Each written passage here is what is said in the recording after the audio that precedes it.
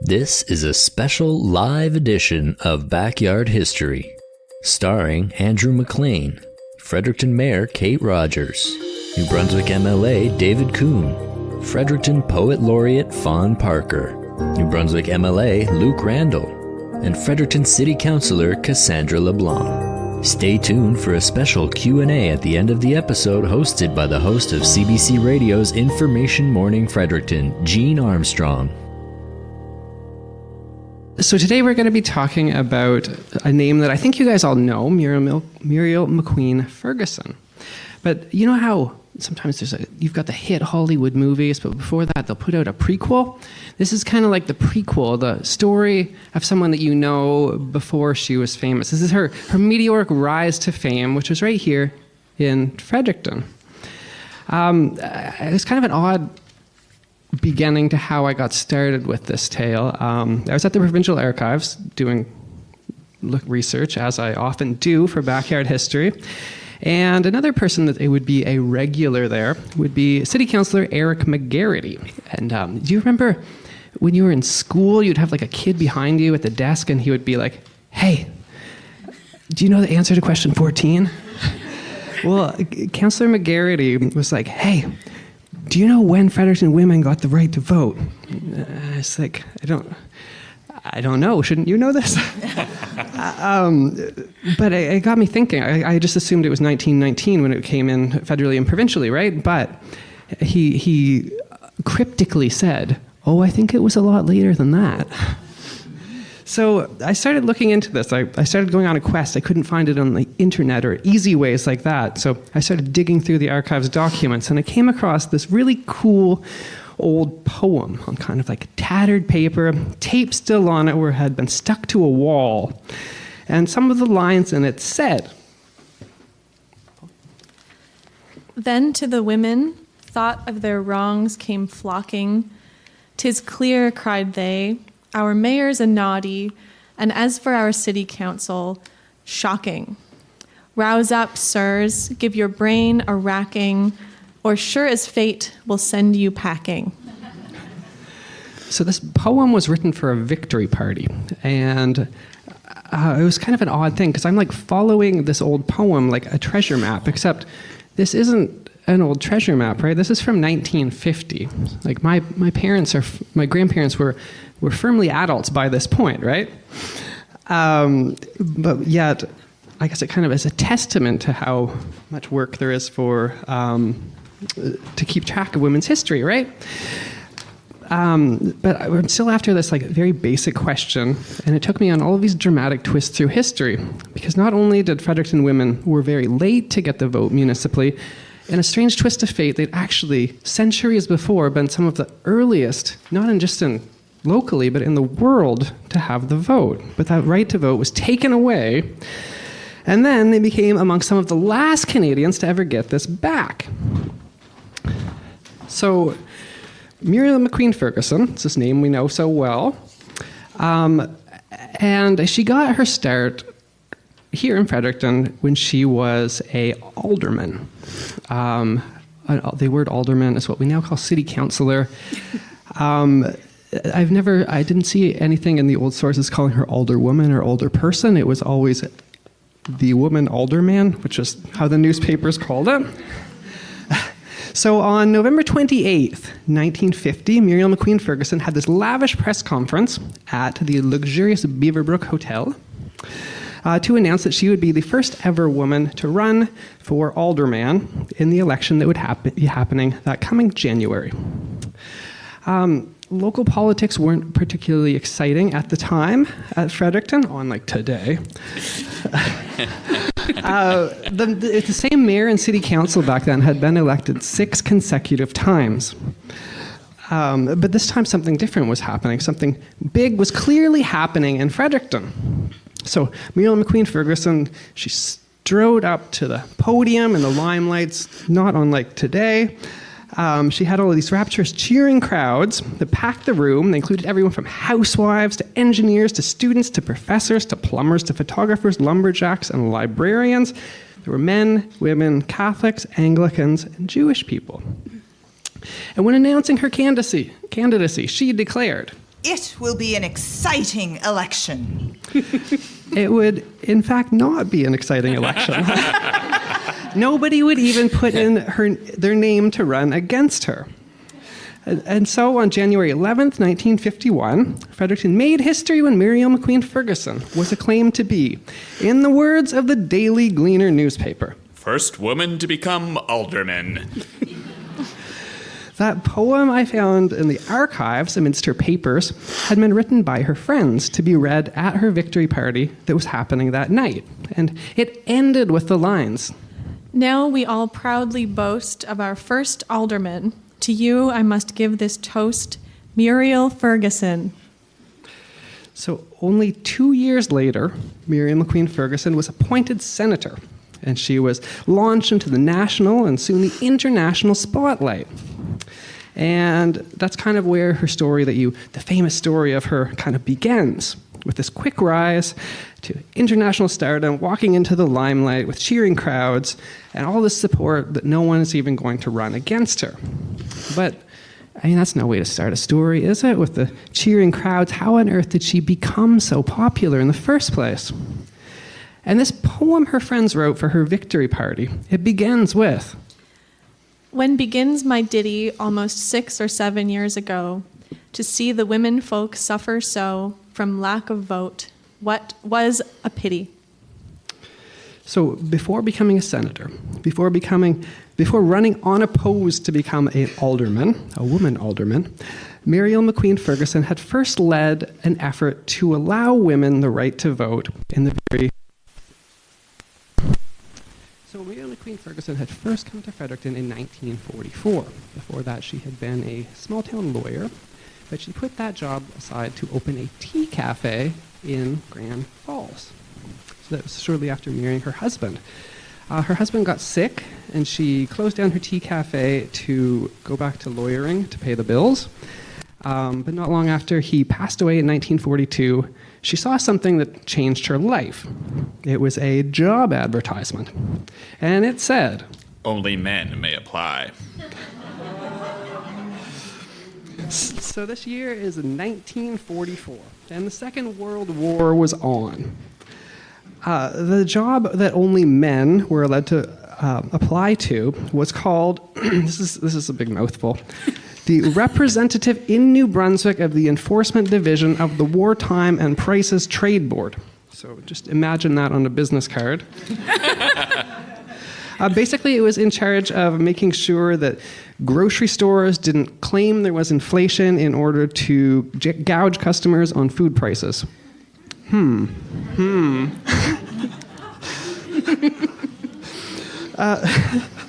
Well, that caused some consternation. So she sent a flurry of letters to these top officials in Ottawa demanding to know why only men may apply. And then the next thing you know, on March 21st, 1944, Fredericton's Daily Gleaner newspaper was writing, It was announced today in Ottawa that Muriel McQueen Ferguson, formerly of Grand Falls, New Brunswick, has been appointed Enforcement Counsel in New Brunswick for the Wartime Prices and Trade Board. So she moved to Fredericton for her new job and almost immediately began her first foray into municipal politics. This appears to have been triggered once again by something she saw. The rules were at the time that before elections you had to publish the rules governing municipal elections in the newspapers. And one of these newspapers in Fredericton had the fateful words, Only men may vote. So in late 1944, Muriel McQueen Ferguson had her first ever interaction with Fredericton's City Council. She attended a meeting, and she delivered a very polite speech asking for 5 words to be added to the Elections Act, which would, in effect, change it enough to allow women to vote. Her speech that she delivered in front of City Hall read in part, I would like to make it very clear to you that I'm not appearing before you in my office capacity, but only as a woman who is keenly interested in the place that women are going to occupy in the post-war world. I have been giving considerable study to both federal and provincial laws as they relate to women, and from that study, it would seem to me that the trend of legislation is definitely toward giving women more voice in public affairs. Not because this is her right, but because it has been found that she has something to contribute.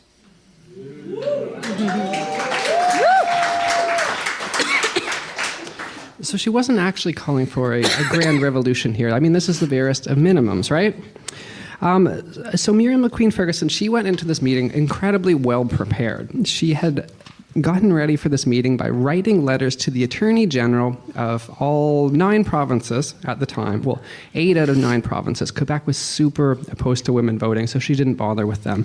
But she got letters back in hand from the other Attorney Generals, asking them to clarify their stance on women voting. She explained to the mayor and city council that there was this mess of overlapping rules governing women voting in Canada. Women couldn't vote in Fredericton's local elections, but they could vote federally to choose Canada's prime minister since 1919, which at this point was a quarter of a century earlier. And meanwhile, Fredericton women and all women in New Brunswick could also vote provincially since 1919 as well. So, and this was normal across the Maritimes. PEI women had gotten this in 1922, Nova Scotians in 1918.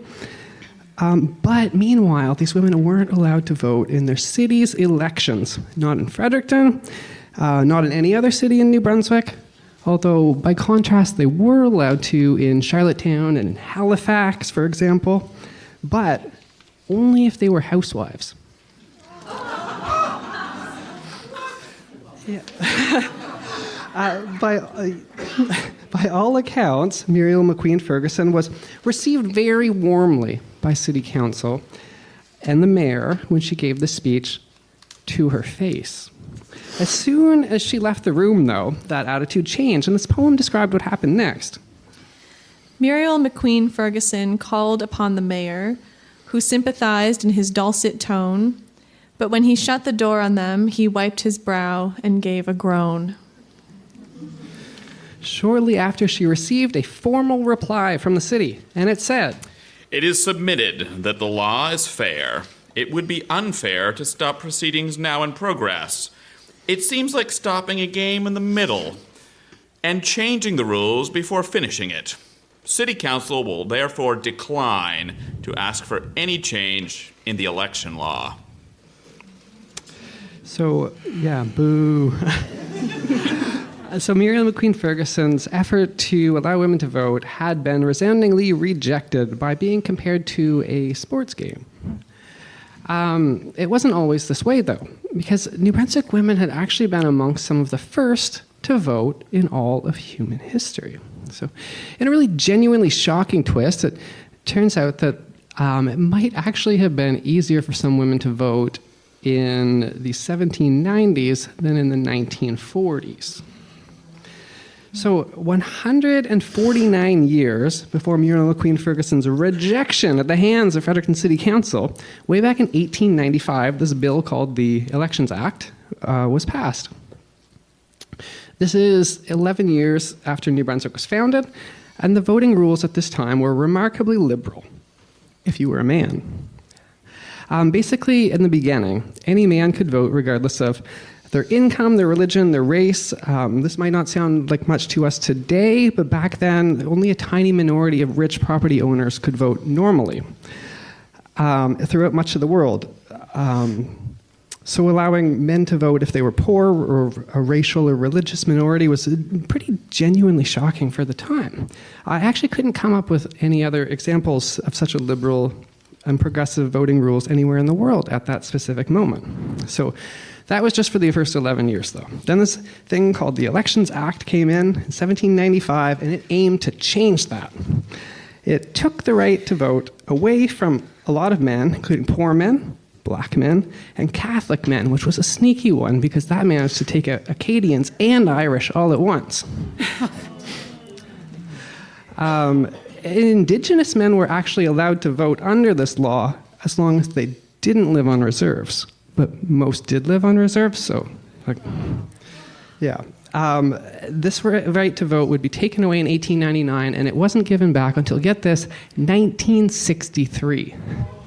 So Indigenous men would have gotten the right to vote back around when the Beatles came over, to put that on timelines. So you note that all of these people that I just mentioned had one thing in common. All these people that were just newly banned, they were all men. Women were not banned from voting.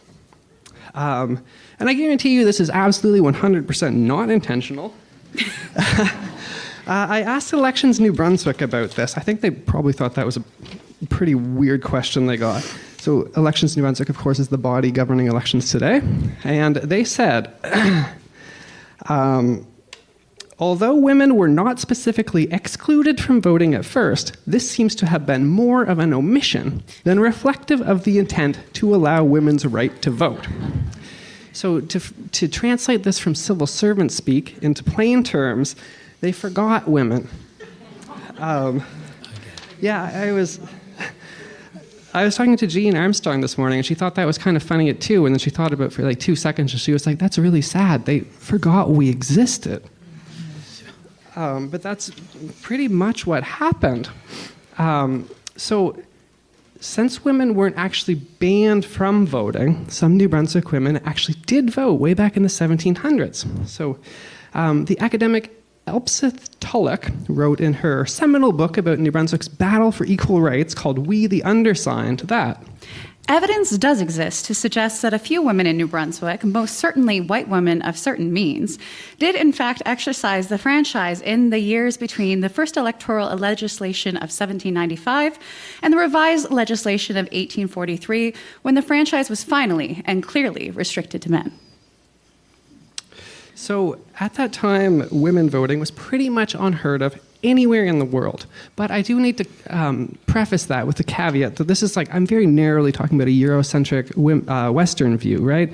I need to note that before Europeans came to North America, there's plenty of evidence saying that assorted forms of democracy and women participating in these democracies existed in North America before the Europeans arrived. I found an interesting written account by a French nun named Mary Goyart that was explicitly talking about Iroquois women voting. These female chieftains are women of standing amongst the Iroquois, and they have a deciding vote in the councils. They make decisions there like the men. But in this Western tradition, though, women are only first allowed to vote fairly recently. So a quick overview of democracy. So 2,531 years ago, ancient Athens, democracy started. Only for men, though. You have to wait a couple years until women can. The first one was 1718, so it was more than a couple years, and that was in Sweden, the Age of Liberty. So certain women were allowed to vote. The second example was 1755 in the short-lived Revolutionary Republic of Corsica. They didn't only have women voting, they had human rights records, all these things like that. They were a big inspiration to the United States, which they may have forgotten recently. So that's number 1, Sweden, number 2, Corsica, and then number 3 is us. Yeah, so the reason you probably haven't heard of this, or people say it more, academics say it more adamantly, is because we don't have any written records of women being like, today I voted. But in my opinion, we have something which is really just as good, which are records of men complaining about women having voted. So, for example, there's one annoyed male voter who wrote into Kent County's newspaper, which is called the Gleaner in Northumberland. She's Diasma. We had very crazy newspaper names. On October 26, 1830, to complain that his preferred candidate had narrowly lost, and this anonymous male complained. At the close of the poll, Mr. Weldon stood 36 votes ahead of Mr. Jardine, including 4 female votes, the legality of which is doubtful. But not all men were complaining about women voting either, though. This isn't really a story of men against women. It's kind of a story about rights, and women often had a great deal of support from men for their cause. And one of the more vocal men to support getting women back their right to vote after it was taken away was someone who you as Frederictonians would recognize a street named after him. His name's William Needham. So he was an MLA from Fredericton, and in 1870 he gave a very fiery speech in the legislature recalling how Carleton County women in particular had been very well organized and motivated voters going together to vote in groups. And at the time of the speech, William Needham was trying to pass a law to give women back the right to vote, saying, Mr. Speaker, I have introduced this bill to restore a privilege that women owning property formerly had in this province. For in years gone by, ladies voted for the members of this House of Assembly. It was not a new principle or an ephemeral thing, but it was a right women had in times past, which was taken away from them. He told the legislature that all women used to vote in this city's mayoral election, saying, Even ladies in Fredericton had a vote. I dug up Needham's old forgotten speech in this big, enormous leather tome in the legislative library. It was like the size of my torso, just covered in dust.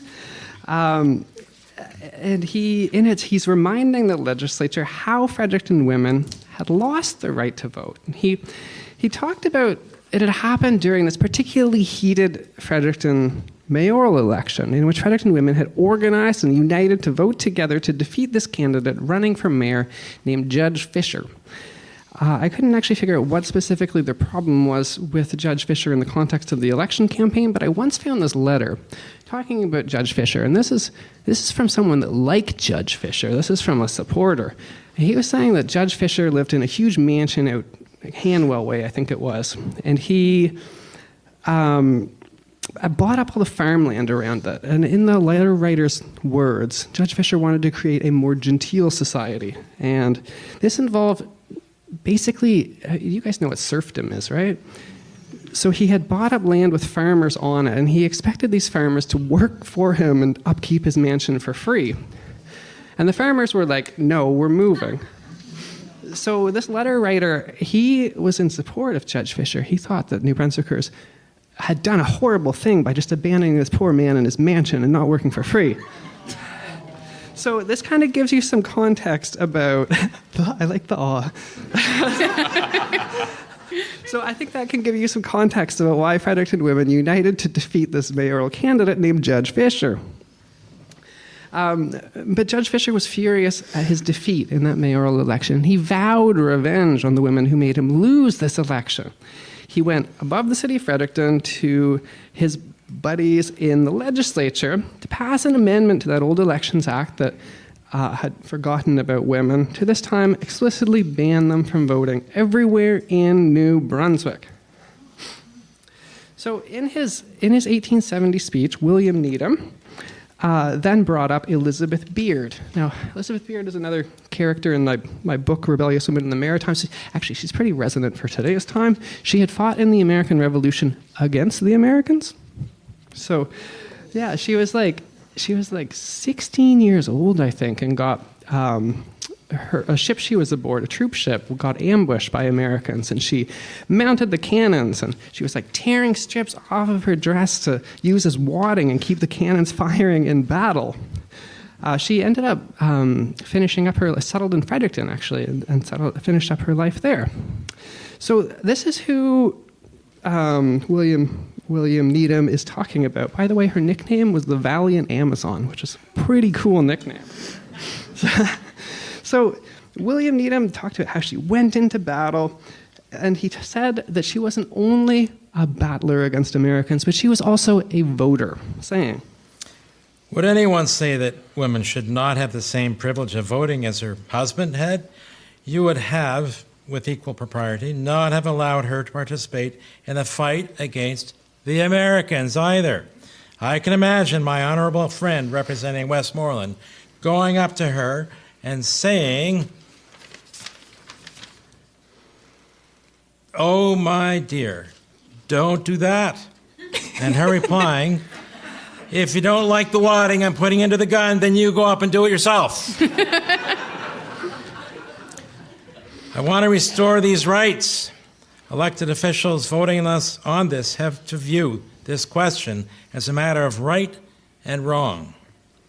Any idiot can go to the polls and deposit his ballot by virtue of being a man. But you deny this right to a woman possessing all the necessary brain to judge right simply because she is a woman. Yeah. So William Needham's call to restore the right to vote to women that they had taken from them was not well received by his colleagues. As soon as he sat down after delivering his speech, his fellow elected officials stood up in the legislature and they denounced him in the harshest of terms, saying, Extremist, troublemaker, demagogue, adventurer, a man not worth $1, a radical, disturbed. But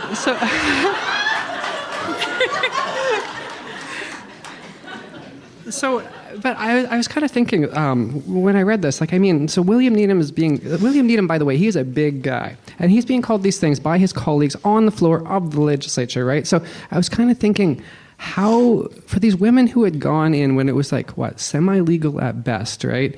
You would have to kind of argue this law with the sheriffs that were running the polling stations to vote, right? Imagine the intimidation that they would have gone through in order to cast a ballot. And it seems quite daunting. And William Needham had mentioned in his speech that he thought it was a joke, that women from Carleton County would go in together in groups and they would intimidate the sheriff at the polls, right? But I don't think that they were necessarily intimidating them. I think they were more likely traveling in groups because they were concerned for their safety because of reactions like that, right? As for Needham's right to restore women's lost right to vote, this was soundly defeated by a vote of 26-7. When one MLA complained that their wives were going to thrash them for voting against him, Needham angrily snapped back, Some husbands need a good deal of thrashing, especially those of you in this House of Assembly who voted against this bill.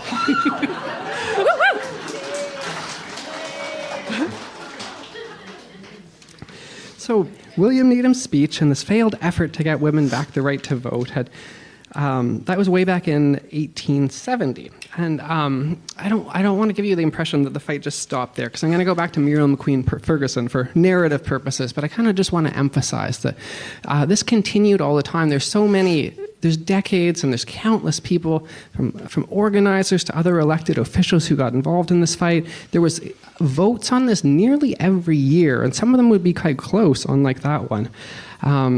Actually, New Brunswick did, 18 years after William Needham's speech in 1868, New Brunswick did successfully pass this.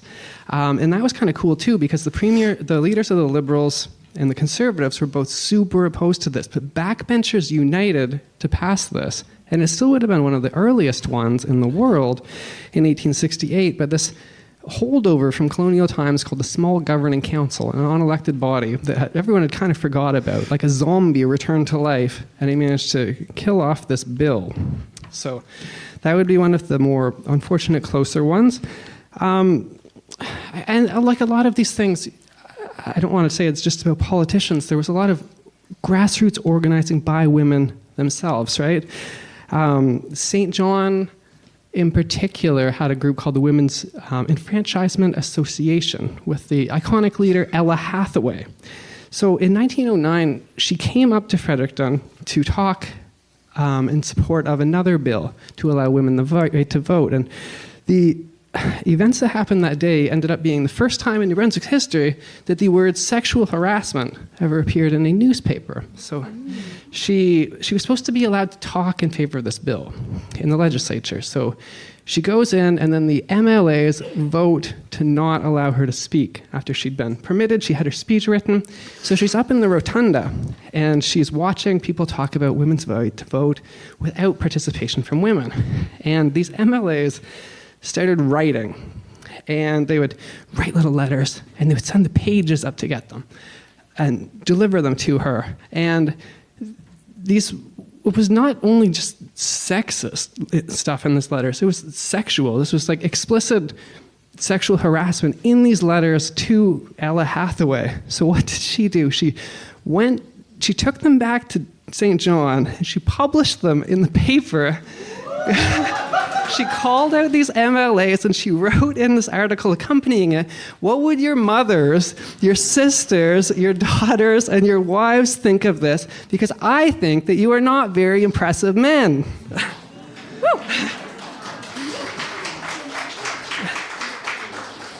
So back to Muriel McQueen Ferguson. So she is, after all of these years, still trying to get back the right for women to vote. And this is the right, remember, that women had once enjoyed, but had taken away from them. Her extremely modest ask had been rather brusquely rejected. So now what was she going to do? Was she just going to give up? Or was she going to double down and ask for more? She went with the latter option, and she gathered up some other interested women. They formed what they called the Women's Study Group, and her victory poem declared, "At this the mayor and corporation quaked with a mighty consternation."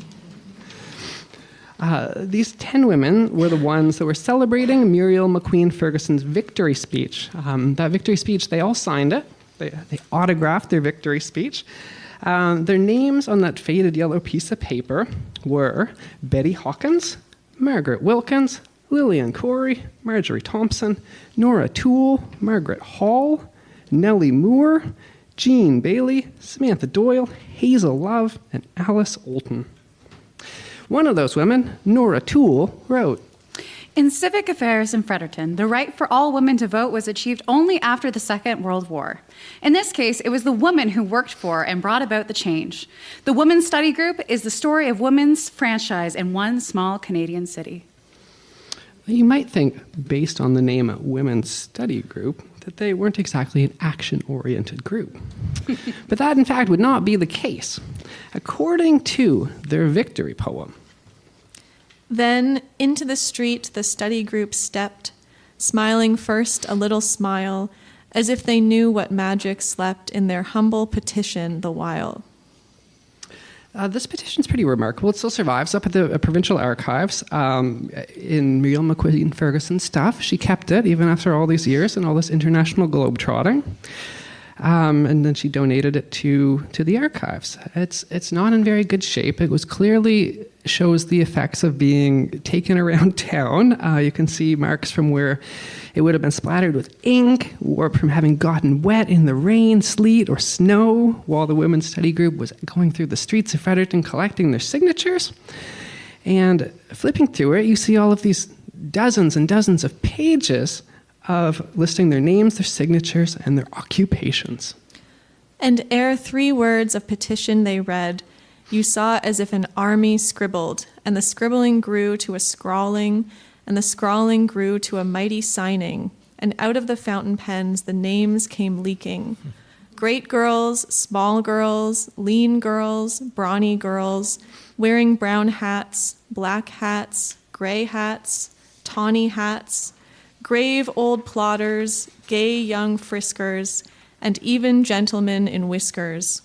Families by the tens and dozens, grandmas, mamas, aunts, and cousins, all had signed their names, 800 the score, and had they not stopped, there would have been more. So this petition, it cut a swath through the usual divisions in the city. It included supporters who were Protestant and Catholic, Irish and French, Anglican and Baptist, lots of support from the Jewish community. There was wealthier folks, and there were poorer folks. These 10 women began collecting names in February, in the cold winter. In October, they finally presented their petition to the city council. They had, by this point, signed up fully 1/4 of the eligible voters in the city. So according to the minutes from that meeting with city council, their response was, The city council promised consideration at a later date. So, while this doesn't sound wildly encouraging, especially remember how she had been treated the first time she met with the mayor and council, only to be harshly rejected after, it was pretty different her going in alone versus her going in with the backing of a quarter of the electorate behind her. City Council promptly called an emergency meeting. They ultimately decided not to make a decision, though. They decided that the question was one for the provincial government to deal with. So City Council sent along a request to the provincial government. Actually, they requested that women be allowed to vote in Fredericton, but not all women, though. Only housewives. And that was only as long as they didn't get a job outside the house. If they got a job, they would lose the right to vote. So that was the recommendation. So the women's study group wanted the vote for all women, not only housewives who were not otherwise employed. They prepared for yet another fight with the provincial government, and they began quickly establishing franchise women's study groups, so to speak, all over New Brunswick. So for those of you who are not aware of the geography of Fredericton, there's like 4 blocks between City Hall and the legislature. So the politicians over at the legislature were well aware of this organizing that this group was doing, and they were well aware that women's study groups were being formed elsewhere. And they were quite frightened of this. So they were observing that this little group of 10 women had slowly built up support to the point where they had become a well-organized steamroller. So as soon as the women's study groups pivoted to take them on, the legislature gave up. They gave women whatever they wanted. So in record time, they managed to pass a law allowing women to vote. Actually, I should probably be more specific here since we have multiple MLAs. I think it was an amendment to a law, and I'm not sure it was actually a record. It was 1 month to the day they took this. So you guys would be able to tell me whether or not that's a record. But I think we're pretty speedy here, right? Yeah, okay, we have a thumbs up. So record breaking. Although we're pretty speedy now, too. Yeah, so it was 1 month between when Fredericton City Council tried to throw the provincial legislature under the bus until it was finally allowed to vote after all of this time. Or, as this poem phrased it, Last came the reading of the bill to amend the Act, and what had been a hope became an accomplished fact. So this was at the time the most progressive voting record in the country. See, because there wasn't any restrictions on this new voting thing. It was basically, there was none of this housewife stuff or otherwise employed. It was, if you were a woman living in any city or town in New Brunswick over the age of 21, you could vote. That was it. Whereas all of these other places had restrictions. Remember, it was only housewives still in Halifax and Charlottetown. So New Brunswick had suddenly leapt to the top, just like that. The legislature was in a big hurry, though, because they were still somewhat intimidated by this women's study group in Fredericton. And Fredericton had a municipal election coming up. So there was still one thing left, because this is, it took a very long fight for these women to get the right to vote finally, but then there was a major loophole. Women were still not allowed to run for city council. So they could vote in this, but they weren't allowed to run. So they had another battle on their hands to organize. So the existing city council in Fredericton, as this might not shock anyone, they were opposed to allowing women to run. And then once again, this women's study group organized a slate of candidates, which is basically like a political party, to run what would turn out to be one of the more vicious elections in the city's history. Mainly over this question over whether or not women should be allowed to run for office. They recruited a slate of men who backed women's voting rights. They called themselves the opposition slate, and in a really strange twist that I don't quite understand, these long-time 6-term re-elected mayor and council called themselves the progressive slate. I don't know, they weren't particularly progressive, but anyways. So on election day, most of the old city council that had been in were resoundingly defeated in an election which saw a record turnout.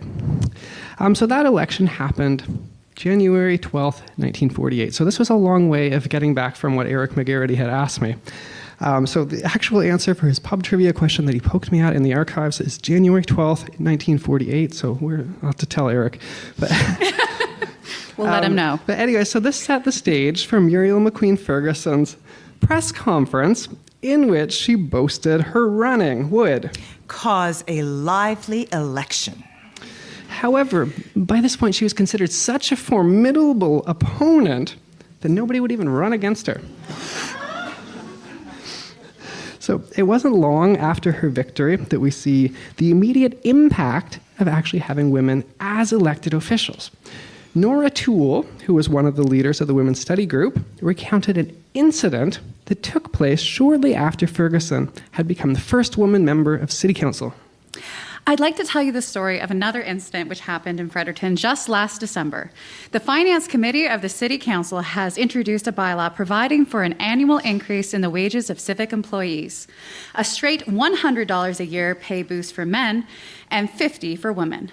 The City Council is meeting, and one member, Muriel Ferguson, who is Fredericton's first women alderman, rises in her place. She brands the proposed increase for women rank discrimination and moves that all civic employees be given the same rate of increase, regardless of sex. So this would be that pivotal moment that would catapult her onto the national stage. Later, the international stage. It seems so obvious to us now, right? That it would not be acceptable to give two people doing the same job, one of them a $100 raise because he's a man, and one of them a $50 raise because she's a woman, right? But oddly enough, going by news reports, the men who presented this pay raise option when they got called in by Muriel McQueen Ferguson to explain themselves were actually really surprised that this was considered sexist and discriminatory. The city manager explained to Muriel McQueen Ferguson that they were only carrying out the practice that has been enforced for years. So not only did Muriel McQueen Ferguson win this fight for an equal pay rise for city employees, but this was the moment that she really converted a lot of her critics. For example, Fredericton's Daily Gleaner newspaper had spent an awful lot of time criticizing her. However, even they were finally won over by this issue. They published an editorial that said, "From time to time, we have found ourselves unable to support policies backed by Alderman Muriel Ferguson.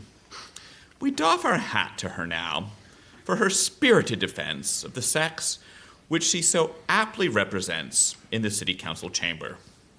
As Mrs. Ferguson pointed out, increases should not be based on whether the employee was a man or a woman, but on his or her qualifications.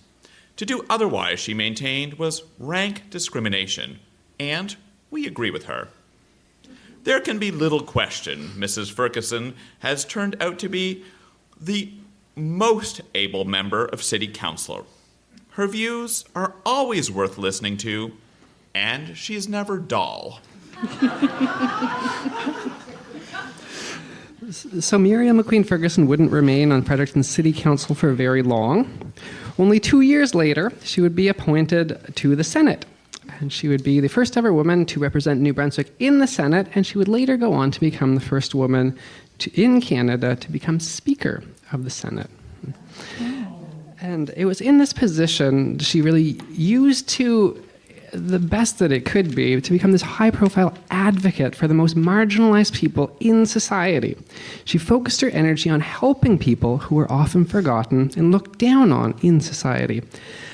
She fought for the rights of desperately impoverished elderly women, of single mothers, of orphan children, and she was an outspoken advocate for the rights of women prisoners. And the fascinating thing about her is that she stood up for people not only in Canada, but internationally.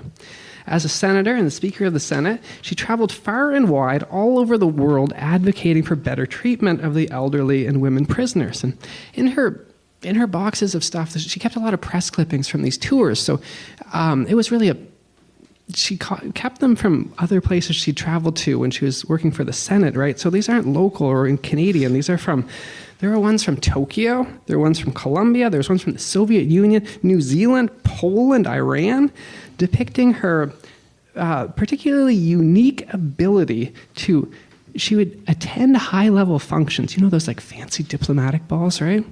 And with these local leaders, and then she would drag these powerful foreign government officials to their nation's local prisons, orphanages, hospitals, and different institutions for the disabled. So these officials would see firsthand the conditions these marginalized people in their own countries lived in. But despite all of these later accomplishments of hers, which helped so many people around the world, and she said that all of this was owed back to her work with the Women's Study Group and with her time on the Fredericton City Council. And she stated that, "My own opportunity, I feel, was due mostly to involvement in women's and welfare organizations and being an alderman in my home city." Thank you.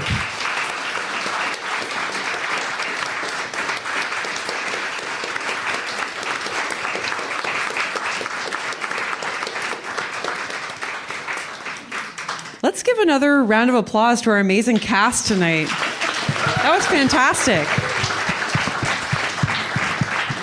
And it was so nice being in the crowd listening to that, because I'd read the story already with my own private, like, oh, that's interesting. And to hear the little, oh, what? No. In the crowd live was very exciting. So a fascinating story with so many layers to it. And I'm just, because I know you do this research so deeply on these stories, and you're probably got your head in the archives a lot.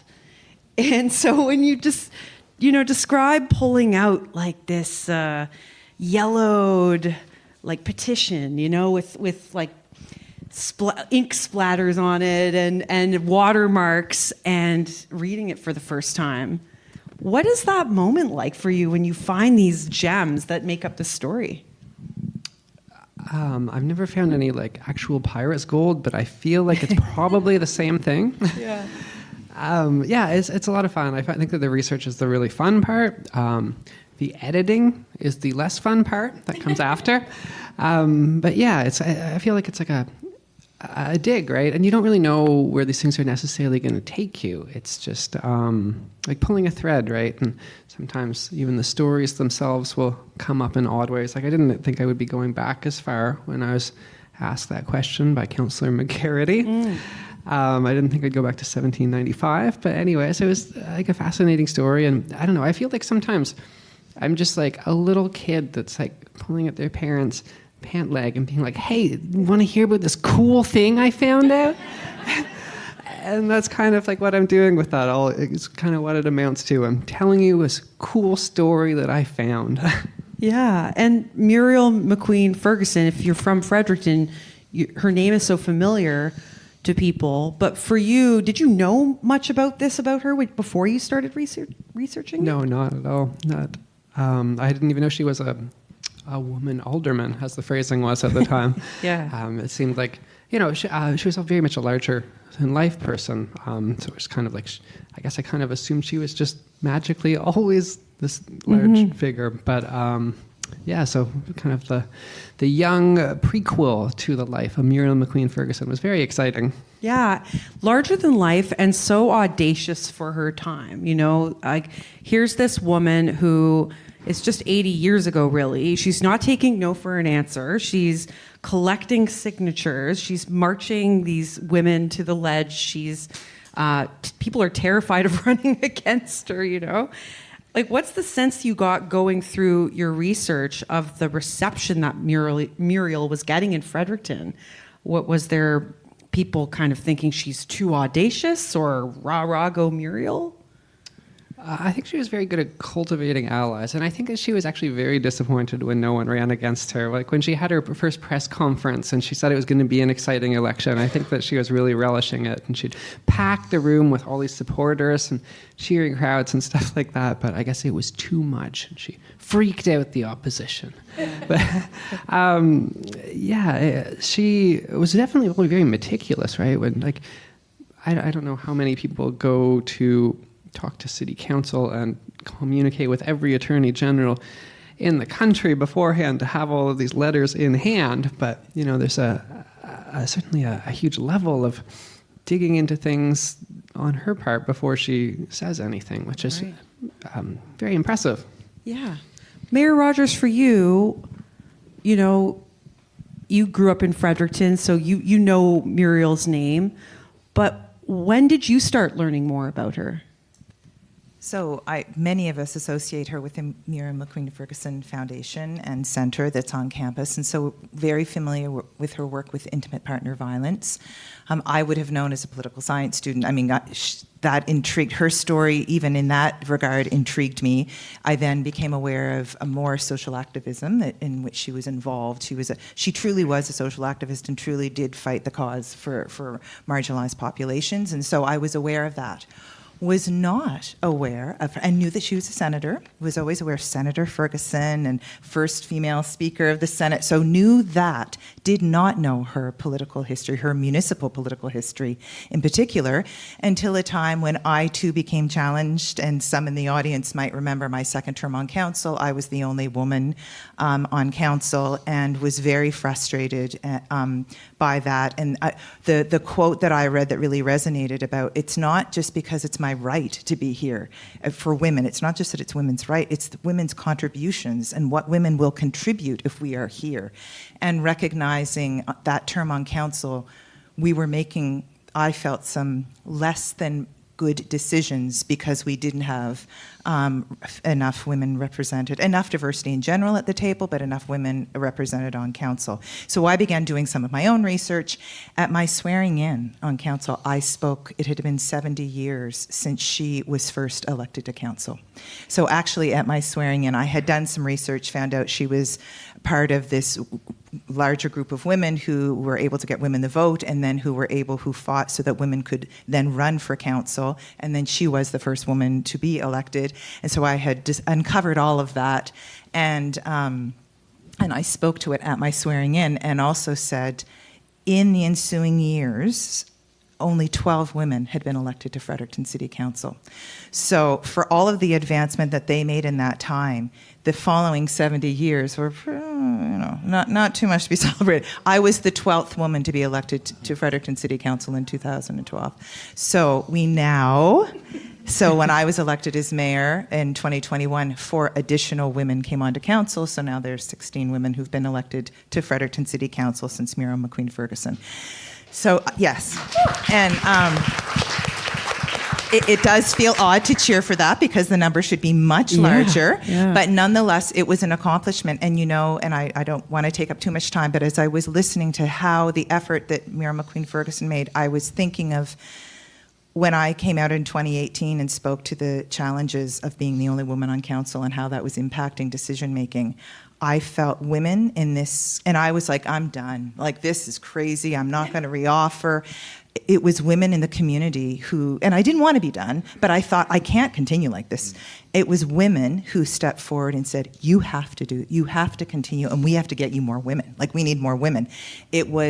There were also men in the community. There were some elderly men who reached out and called me on the phone who said, it's a sin, it's a shame that there have not been more women. You've got to run. We got to get some other women running. Like, people rallied. So it is amazing, I think, when you put yourself out there on a cause, how you can bring others along, or how, maybe it's not you, the cause resonates so much that others come along and join. And so that story of Muriel McQueen that you share about how she brought others, that women's group, the work study group, I was not familiar with that story. And I find that is really empowering for all of us and really inspirational. And it's a cry to the importance of being involved. Well, and what obstacles do you think still stand in the way for women to get involved in politics? And I kind of want to hear from Cassandra as well on this, but first you, Mayor. So it's interesting, the women, I was always one who said, to me, the obstacle wasn't so much, and I realize I speak from a certain perspective, so I don't represent the voices of all women. When I looked and saw what are the barriers of involvement, there are certainly some of this obvious socioeconomic barriers. Another barrier is that table isn't a table where women want to sit sometimes. It's not, I feel we're making improvements, but it is not always collegial. It is quite oppositional. There is still much misogyny. Men have gotten very clever. I don't mean all men, but many men have gotten very clever in masking their misogyny, but it is still there. A lot of men, when you're at that table, it's what you bring is not valued in the same way. You are still seen as one-dimensional. It cannot be imagined by many men in other positions of authority that women bring multiple things to the table, that they have various experiences that they bring. So for me, the barrier wasn't getting there. It was, the barrier is creating a space where women want to be and where diverse populations want to be. And Cassandra, something else I'm thinking about too in this day and age is the specter of being online, of we hear those stories a lot of women being discouraged from joining politics or getting driven out of politics. We've seen those examples because it can be really nasty, right? So what are your thoughts on that, about just the obstacles that still stand in the way for women who want to get involved in politics? Yeah, so I'd say my first is just representation matters. It does matter. I know I've told Kate this many times, but I don't know if she really understands how pivotal she was in me deciding to run for city council. It was because of your article in CBC and the words you spoke about needing more women at the table that I was inspired by your words. I was inspired by seeing a strong woman in my community stepping up and speaking out. And I thought, well, why not me? And I remember sitting with you at a coffee shop to try to understand more what I was getting myself into. I definitely had no idea what I was getting myself into. But yeah, so one thing I'd say is just representation. I needed to see myself in that space. And I think that's kind of what Kate is talking about, is a lot of times you don't see yourselves in those spaces because you're not represented and you're not kind of seeing a mirror image in that space. So for a long time, I never really thought about it. But when I saw, Kate coming out and talking about how little women were involved in municipal politics, I thought, well, that's a shame. In 2021, I think it was, I thought, that's crazy. I want to run.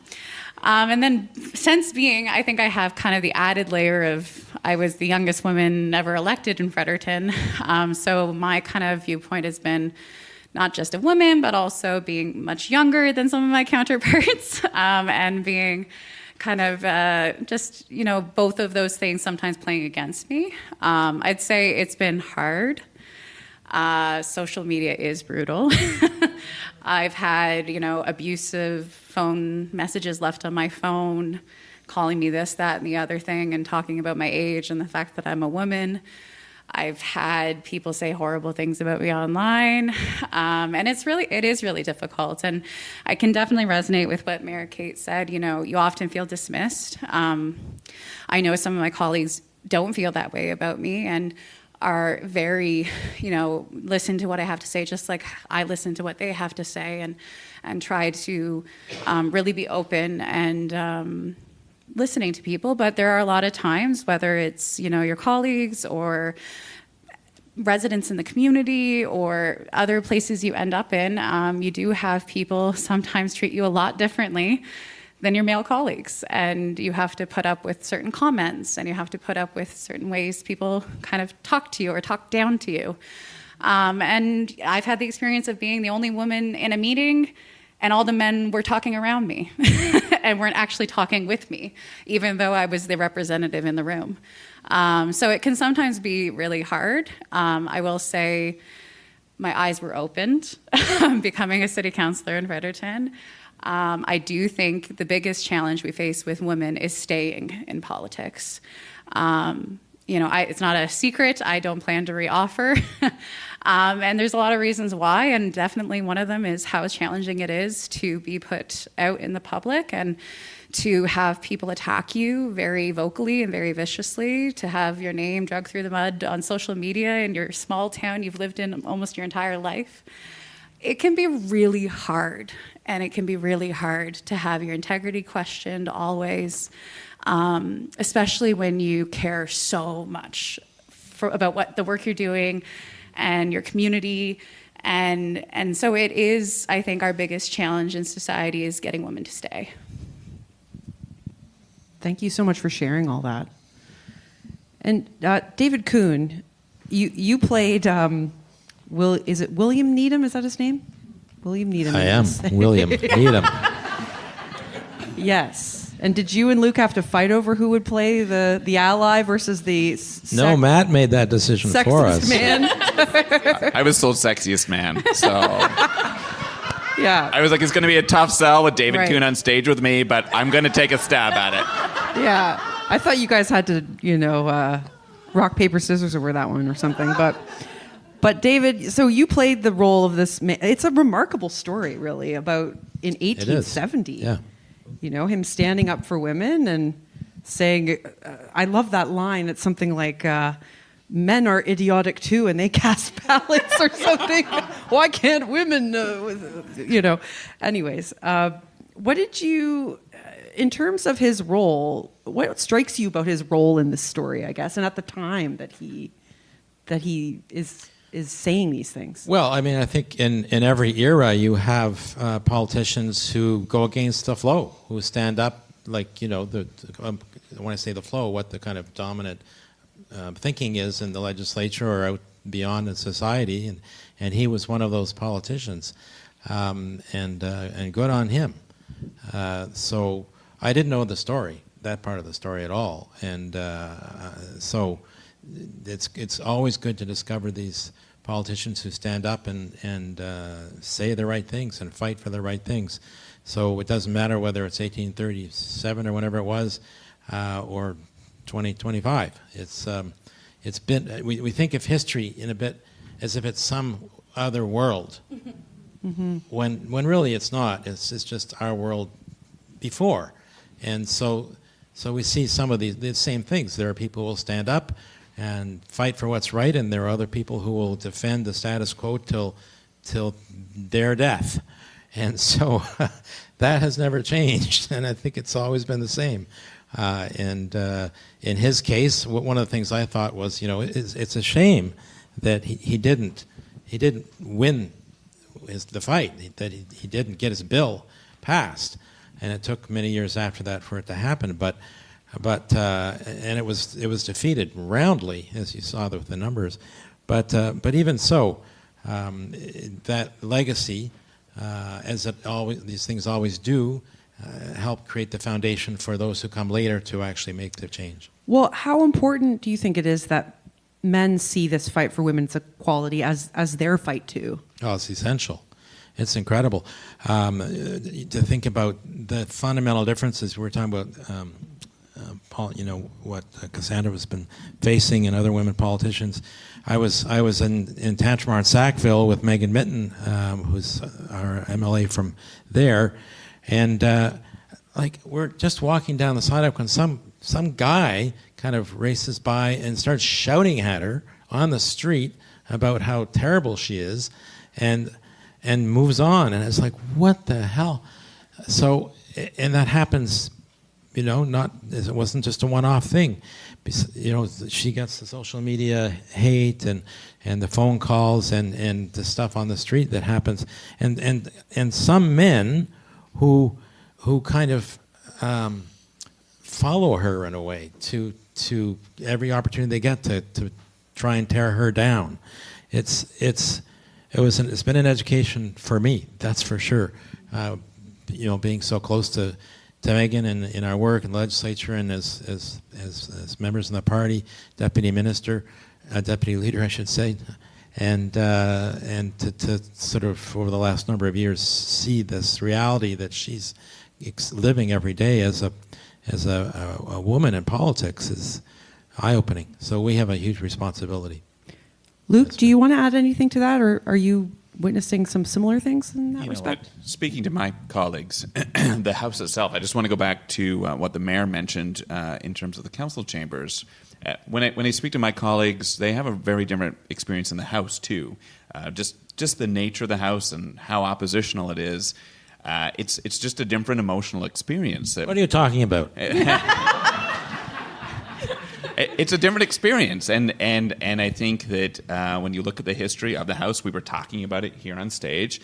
I was actually the voice of someone who was, bringing harsh words against one of the members, and it's a really difficult place for women to be. And I think when we're talking about the story and we're talking about voting rights, and we're looking at what's happening in the world around us, I think this is an important piece of history to be sharing. The fact that rights existed in the 1700s, they were taken away. Further rights were taken away in the 1800s, and then it took, in one case, hundreds of years, and in another case, 70, 80 years to bring back those voting rights. I think it's especially important to remember these stories and to understand the advances that we've made can slip backwards really quickly. So what changes do we need to make in council chambers and the legislature, and what changes do we need to make so that people like Cassandra will run that second term? Because I think those voices are critical now to be able to keep basic fundamentals like voting rights. Well, some of those milestones you talk about, it makes you realize how fraught the history of suffrage is in this country. Like when Andrew was talking about you'd mentioned at some point in your story that it wasn't until 1963 that Indigenous people in New Brunswick had the right to vote in provincial elections. That's like almost 15 years after, the story of Muriel. So, Luke, when we're talking about all this fraught history, how should we reckon with that? And how much work do we still have to do? I think we've come a long ways when we think about voting rights, and I don't think we can ignore that. I think we need to celebrate the distance that we've come. I'm a gay member of the House. I'm sitting with members of council and a mayor who are women. We've come a long ways. I think the work is partially celebrating where we've come, but understanding that you just have to turn on the news and understand that that's under threat. There's been voting rights changes in the States already.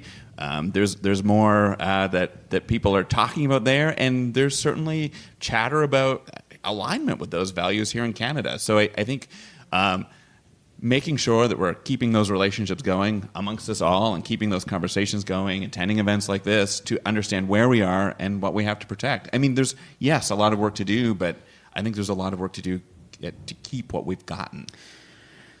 Just another thing I want to mention about this story, and I want to bring you into this, Fawn, is just the wonderful poetry that we see in this, that Muriel's friends lovingly write for her at her victory party. And when you read this poetry in the context of the fight for women's right to vote, what did you think of those words? I think what stood out to me reading the poem was sort of the bravery of writing so triumphantly, almost before the word earned isn't the right word, but before they could be confident, I think they just led with confidence. And I was thinking about my role as Poet Laureate and how sheepishly I sort of enter my poems, and I'm often afraid to write something celebratory or bold, and maybe that does play into the gender and the criticism. But I just really admired the way the poem was it had exclamation marks and really took up space and the long lists, and the language was just very strong. And I found that sort of shifted how I think about what a poem can be, especially a political poem and the kinds of poems I'm thinking about writing in my term. Yeah, how do you approach the role? You've been Poet Laureate now for a year or so, right? Coming up to a year in the fall, half a year. Yeah. Somewhere between 0 and 1 year. Well, it's just, I love that, do you think there's a unique power that poetry has in moments like this to affect change? I do, yeah. I'm biased, obviously, but I think I was just talking to David about this, I think it's everything. And I think if we don't fund the arts and foster community and artistic circles and events like this, all of the life drains out of everything. And then you have to ask yourself what we are fighting for. Why do we want voices to be heard? Why do we want to gather in spaces? And I think art is sort of inside of all of that. It's the spirit in things. It's expression and communication. And so I think having the poem sort of spread out through that story was really powerful in that same way, injecting it with those moments of just lightness and life and creativity. Just to wrap things up, Mayor Rogers, I'll give you the last word. I'm just curious to know, when you think about someone like Muriel McQueen Ferguson, what would you say her lasting legacy is today? So the first thing I think of trailblazer. So that's when you say Muriel McQueen Ferguson, to me, she is a trailblazer. The legacy is we cannot stop being trailblazers.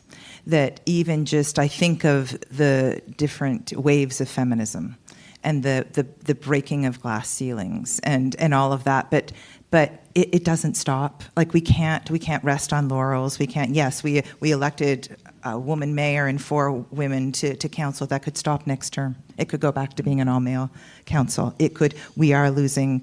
I do fear for the rights we will lose because of the rights that we're seeing lost across the border. That all of those. So it just. I think of. To me, she is an icon as a trailblazer, and she motivates me to even just revisiting this story. Through preparing for this, I was motivated because you do this work gets heavy and you lose your gumption. Like you kind of really do. You lose your spark. Sometimes you forget why you got in it in the first place.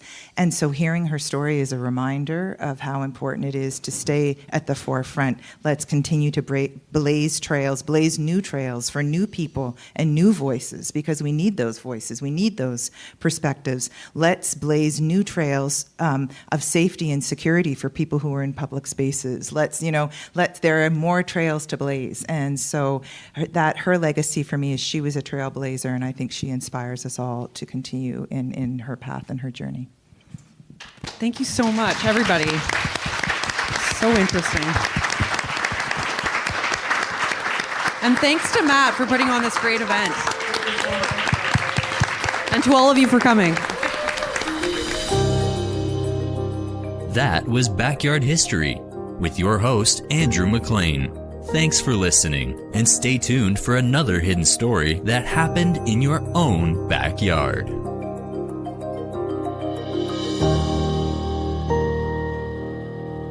Produced by Jordan Lozier.